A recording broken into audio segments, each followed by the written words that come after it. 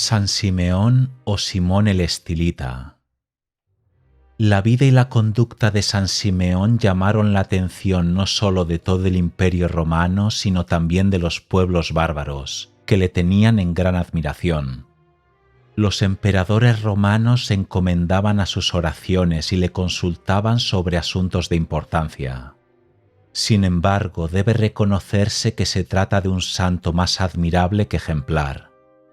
Su vida es profundamente edificante, en el sentido de que no podemos menos de sentirnos confundidos al comparar su fervor con nuestra indolencia en el servicio divino. San Simeón fue hijo de un pastor de la Cilicia en la frontera de Siria y comenzó su vida guardando las ovejas de su padre. Hacia el año 402, cuando Simeón solo tenía 14 años, se sintió profundamente conmovido al oír en la iglesia la lectura de las bienaventuranzas, sobre todo por las palabras: bienaventurados los que sufren, bienaventurados los limpios de corazón. El joven acudió a un anciano para que le explicara su sentido y le rogó que le dijera cómo podía alcanzar la felicidad prometida.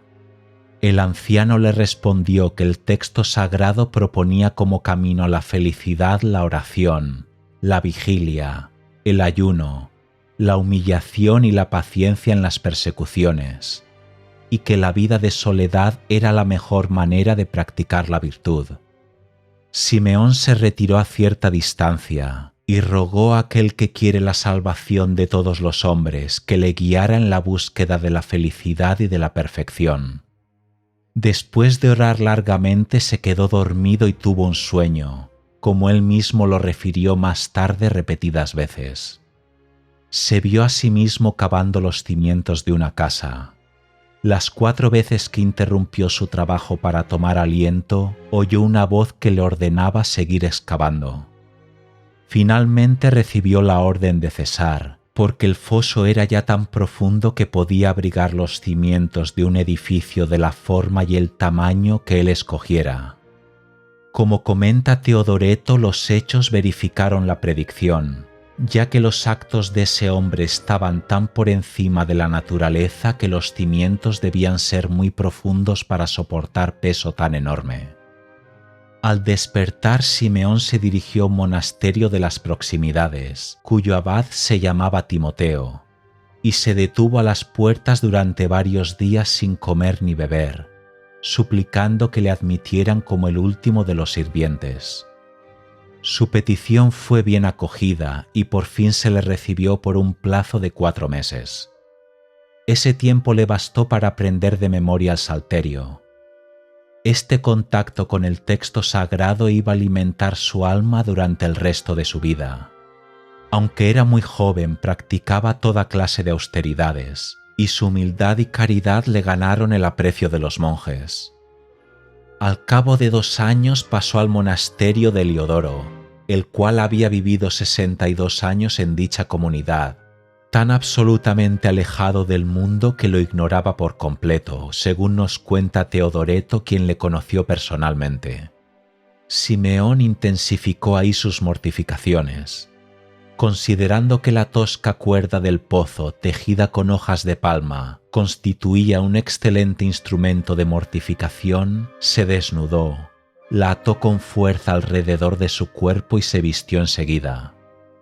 Así permaneció largo tiempo sin que el superior o alguno de los monjes sospechara su sufrimiento, hasta que la cuerda se le incrustó en la carne. En todo el cuerpo se le formaron grandes llagas y durante los 3 días siguientes tuvo que mojar sus vestiduras para poder quitárselas, pues estaban completamente pegadas a la carne herida. Las incisiones que se le hicieron para arrancar las cuerdas le produjeron tal dolor que se desmayó. Al recobrar el conocimiento, el superior le despidió del monasterio, para demostrar a los otros monjes que no estaba dispuesto a soportar tales singularidades. Simeón se retiró a una ermita en las cercanías del monte Telanisa, en donde resolvió pasar los 40 días de la Cuaresma en total abstinencia, siguiendo el ejemplo de Cristo. Un sacerdote llamado Baso, con quien consultó su propósito, le dio 10 piezas de pan y un poco de agua, para que pudiera comer en caso de necesidad. Vaso fue a visitarle al acabar la Cuaresma. El pan y el agua estaban intactos, pero Simeón yacía por tierra como muerto. Con una esponja Vaso mojó los labios de Simeón y depositó en ellos la Sagrada Eucaristía. Vuelto en sí, Simeón se incorporó y pudo comer lentamente algunas hojas de lechuga. En adelante ayunó del mismo modo cada Cuaresma hasta el fin de su vida. Cuando Teodoreto escribió sobre él, Simeón había ya soportado así 26 Cuaresmas. Teodoreto nos explica que empezaba la Cuaresma haciendo oración de pie. Cuando las fuerzas comenzaban a faltarle, continuaba su oración sentado. Hacia el fin de la Cuaresma oraba tendido en tierra, pues era ya incapaz de sostenerse en otra posición. Cuando vivía ya en su columna, se ataba a una estaca durante el ayuno cuaresmal para no caer, pero al fin de su vida estaba ya tan acostumbrado que no necesitaba atarse.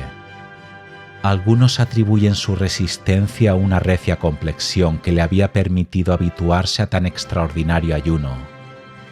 Como es bien sabido, el clima cálido permite largos periodos de abstinencia a los faquires de la India, pero hay muy pocos ejemplos de personas que resistan el ayuno total prolongado, a no ser que la práctica les haya preparado para ello.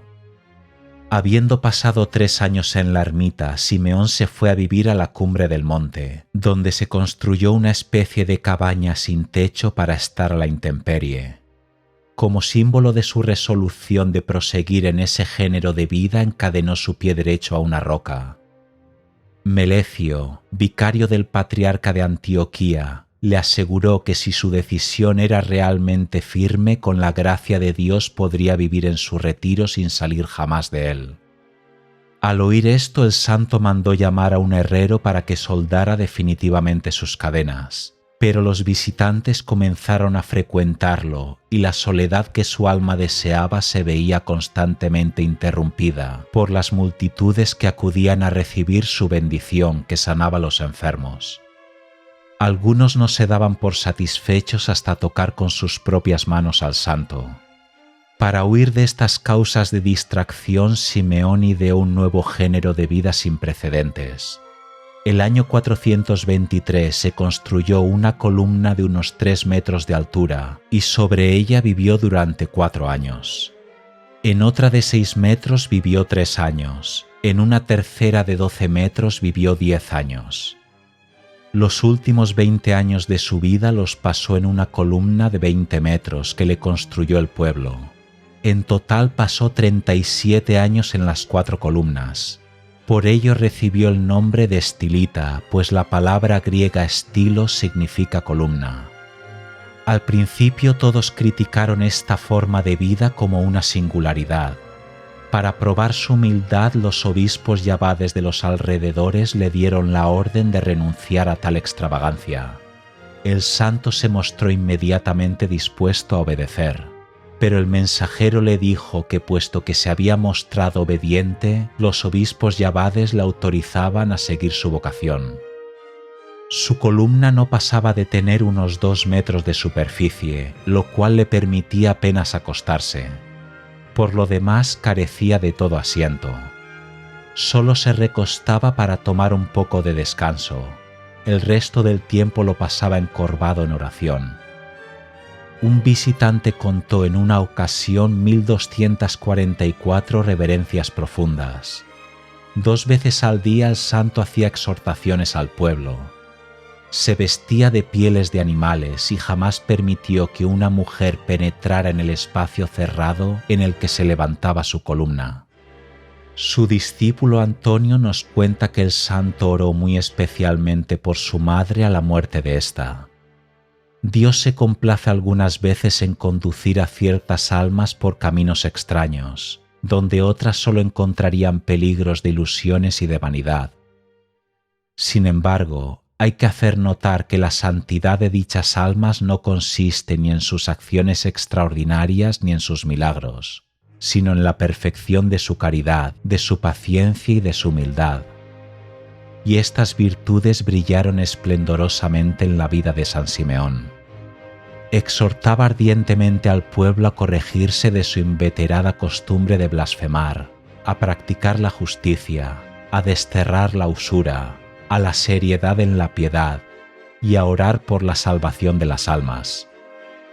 El respeto con que los mismos bárbaros le oían era indescriptible. Muchos persas, armenios e íberos se convirtieron por sus milagros o por sus sermones a los que acudían grandes multitudes. Los emperadores Teodosio y León I le consultaban con frecuencia y se encomendaban a sus oraciones. El emperador Marciano se disfrazó para ir a visitarle. El santo soportó con invencible paciencia todas las contradicciones y oposiciones sin una palabra de queja. Se consideraba sinceramente como el peor de los hombres y hablaba a todos con la mayor suavidad y caridad.